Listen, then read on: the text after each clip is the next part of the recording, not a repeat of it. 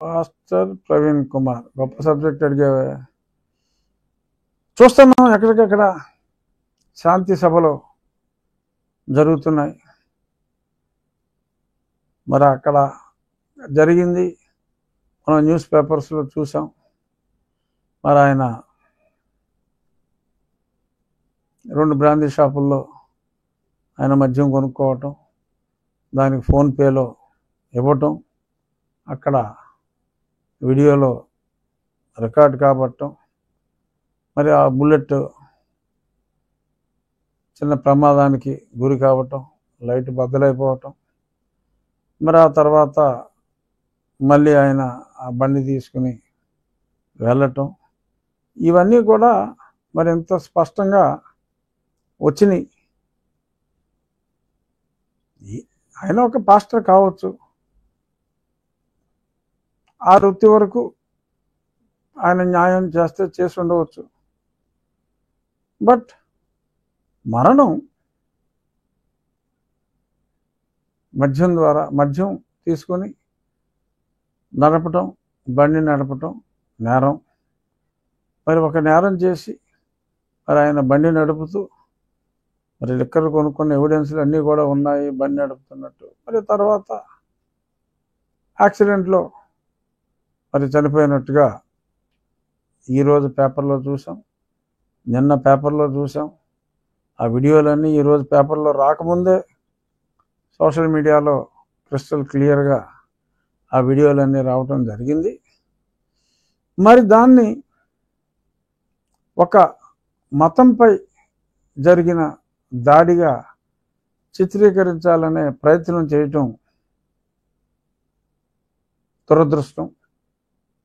మరి 2% లెక్కల ప్రకారం,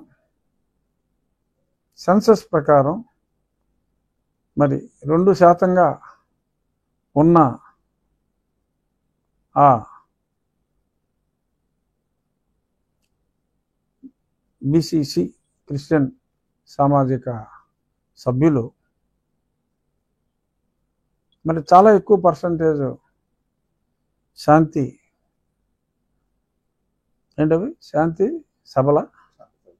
శాంతి సంతాపాలు, శాంతి సభల్లో మరి పాల్గొంటున్నారు. మరి లెక్కలు తప్పేమో నాకు తెలియదు. అయినా ఇక్కడ లెక్కలు అనవసరం. ఎవరైనా మనిషి చనిపోయినప్పుడు ఎవరైనా బాధపడతారు. కానీ ఒక వ్యక్తి పర్హాప్స్ వ్యసనం పాలై మరి అతను యాక్సిడెంట్లో, మోరల్లెస్ యాక్సిడెంట్ క్లియర్గా చెప్పారు, మరి మరణిస్తే దాన్ని వేరే మతం వారు చేసిన హత్యగా మాట్లాడటం అనేది మరొకసారి చెప్తున్నా, అది అత్యంత దురదృష్టం.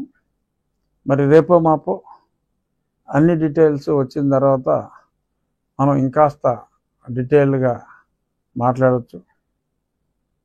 కానీ ఈ రకంగా ప్రజల్ని రెచ్చగొట్టి మరి కలిసిమెలిసి ఉంటున్న ప్రజల మధ్య ఇలాగ మతాల చిచ్చు రగిల్చే విధంగా శాంతి పేరుతో అశాంతి సృష్టించి మౌనదీక్ష పేరుతో మరి ఇలాగా తీవ్ర నిరసనలు వ్యక్తం చేయటం అత్యంత బాధాకరం, అత్యంత దురదృష్టకరం. ఏది ఏమైనా పగడాల ప్రవీణ్ కుమార్ గారు ఎలా మరణించినా వారి ఆత్మకు శాంతి కలగాలని చెప్పి మా దేవుణ్ణి కూడా మనస్ఫూర్తిగా ప్రార్థిస్తూ వారికి మంచి లోక ప్రాప్తి జరగాలి అని చెప్పి మంచి మనసుతో వేడుకుంటున్నాను. ఇష్యూని మరింత లాగకుండా ఆయన ఆత్మశాంతి కోసం ప్రార్థిద్దాం. ఎందుకంటే యాక్సిడెంట్లో చనిపోయినా మరి బాధాకరమైన సంఘటనే. మరి దేవుడు చేసిన ఈ సంఘటనకి, అంటే యాక్సిడెంట్ అనేది ఎవడో కావాలని చేసుకోడు కదా. ఎస్, మరి ఆ సంఘటనకి తోటి మానవుల్ని, ఇతర మతస్థుల్ని కొన్ని రాజకీయ పార్టీలు వాడుకోవాలని చూడటం అది వారి నీచ సంస్కృతికి నిదర్శనంగా మనం భావించాలి అని చెప్పి ప్రజలందరికీ కూడా విజ్ఞప్తి చేస్తూ, అల్లరొద్దు, ఆయన ఆత్మశాంతికై, పగడాల ప్రవీణ్ కుమార్ గారి ఆత్మశాంతికై ప్రార్థిద్దామని మరొక్కసారి చెప్తూ 1-2 రోజుల్లో ఆ డీటెయిల్స్ అన్నీ వచ్చేస్తాయి. కాస్త సంయమనం పాటించాలి. అన్యమతాలని దయచేసి దూషించవద్దు అని మరొక్కసారి, నువ్వు ఈ ప్రశ్న అడిగావు కాబట్టి నేను ఈ టాపిక్ చెప్తున్నాను. ఈరోజు నా కేసులో మళ్ళీ నా టార్చర్ కేసులో మరి డాక్టర్ ప్రభావతి గారు చాలా దొంగ రిపోర్ట్లు ఇచ్చింది. ఆవిడప్పుడు చాలా చేయకూడని తప్పులు ఆవిడ చేసింది. ఆవిడ తోటి డాక్టర్లు మరి 164 స్టేట్మెంట్ ఇచ్చినట్టుగా ఇవాళ సుప్రీంకోర్టులో కూడా ప్రభుత్వ తరపున సిద్ధార్థ లూత్రా గారు చెప్పడం జరిగింది. మరి అంత స్పష్టంగా చెప్పిన తర్వాత మరి ఈవిడ కోఆపరేట్ చేయట్లేదని కూడా చెప్పడం జరిగింది. మరి మౌనమే ఆవిడ సమాధానం అట. మరి ఆవిడకి ఏజ్ అయిపోయిందట, అందుకని ఏమీ గుర్తు రావట్లేదని కూడా చెప్పినట్టుగా తెలిసింది. ఈ నెల 7, 8వ తారీఖుల్లో ఆవిడ హాజరు కావాలని చెప్పారు. 15వ తారీఖు అది పోస్టింగ్ ఇచ్చారు తిరిగి. మరి ఈలోపు ఆ సునీల్ నాయక్ అన్న అతను ఎక్కడో బీహార్లో దాక్కుని రమ్మంటే రావట్లేదు. మరి ఆయన వస్తాడా, తీసుకొస్తారా, ఈ అధికారులే అక్కడికి వెళ్ళి తెలుసుకుంటారా?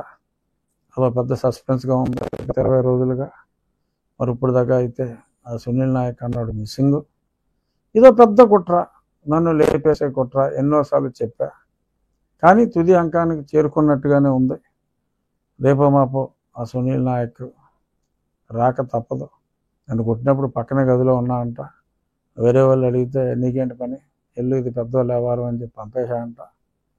చూద్దాం, ప్రభావతి గారు ఇప్పటికైనా మరి ఆవిడ తప్పు ఆవిడ తెలుసుకుని మరి నిజం చెప్తారో, నిజం చెప్పలేదని కోర్టు తెలుసుకునేలాగా చేస్తారో. మరి అన్నిటికీ 1వ లెవెల్లో ఉన్న A1 సునీల్ కుమార్ ఈ మధ్య కొంచెం సైలెంట్ అయ్యాడా? ఏదో వాళ్ళతో వీళ్ళతో మాట్లాడించి, అక్కడ ప్రవీణ్ కుమార్తో మాట్లాడించి, ఇక్కడ వీళ్ళతో మాట్లాడించి, మా సునీలు అది ఇది అని చెప్పి కొంచెం హడావుడి ఎక్కువగా ఉంది. సరే పర్వాలేదు, మళ్ళీ హడావుడి చేసుకున్నా ఇబ్బంది ఏమీ లేదు. ఏసీబీ కేసు అయితే అది నడుస్తుంది. చూద్దాం.